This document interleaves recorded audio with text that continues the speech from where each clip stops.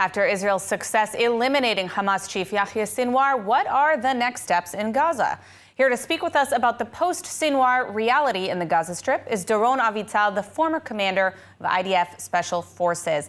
Doron, thank you so much for joining us today. What is the sentiment in Gaza today from what you're hearing and seeing? Are Gazans ready for a reality without Hamas, perhaps? I think the question is what we should do, and I think the turning point in the campaign, a serious turning point, and we have to take it seriously. We really succeeded to eliminate Sinwar, who is the architect of the terrible massacre of the 7th of October. And also Hamas is completely, I wouldn't say completely wiped out, but depleted dramatically, and basically it wages against us some guerrilla warfare. So I think right now we have to calibrate our objectives again, and I think our main objective, as was pronounced even I think I heard right now in Netanyahu, the first objective right now is, of course, the hostages. This is the main objective of the Israeli army right now. We have to put every means in our disposal in order to generate in whatever avenues possible, from deals to military operation to rescue our hostages. And second, of course, we have to start thinking seriously about the day after in Gaza. What do you want? And we are in a junction.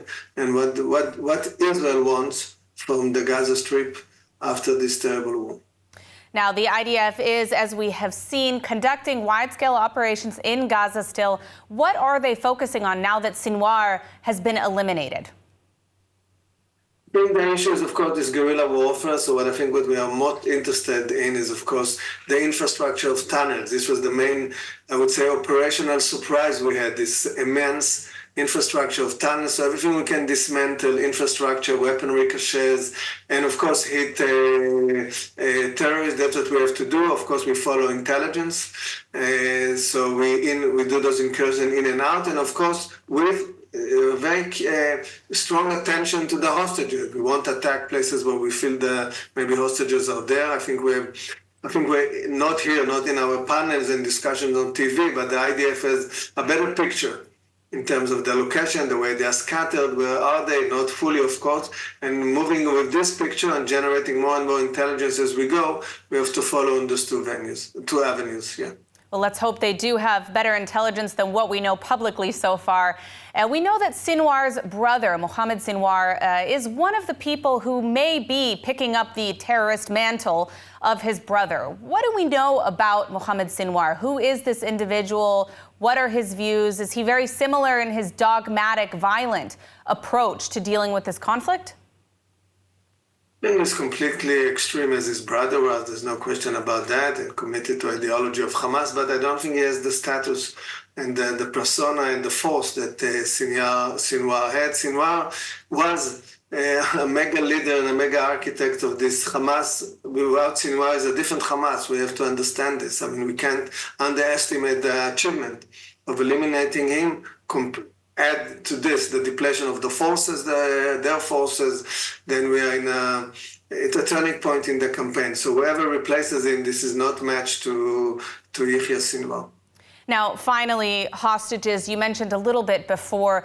Does this assassination of Sinwar present perhaps a new opportunity to reach some kind of a hostage deal? I mean, is there more that can be done on the diplomatic front when it comes to bringing home our hostages?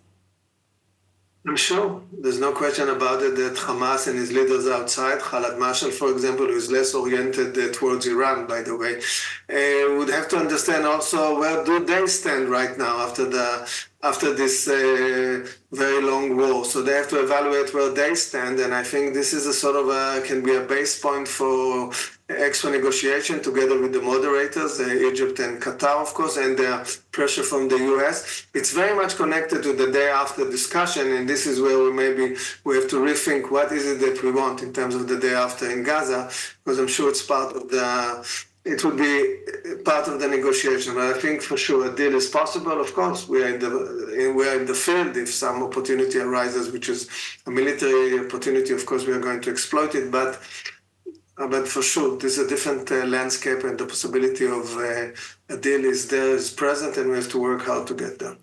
Well, let's hope they are able to come to some kind of agreement and bring these 101 hostages home. Thank you for your time, Doron. Thank you. Bye-bye.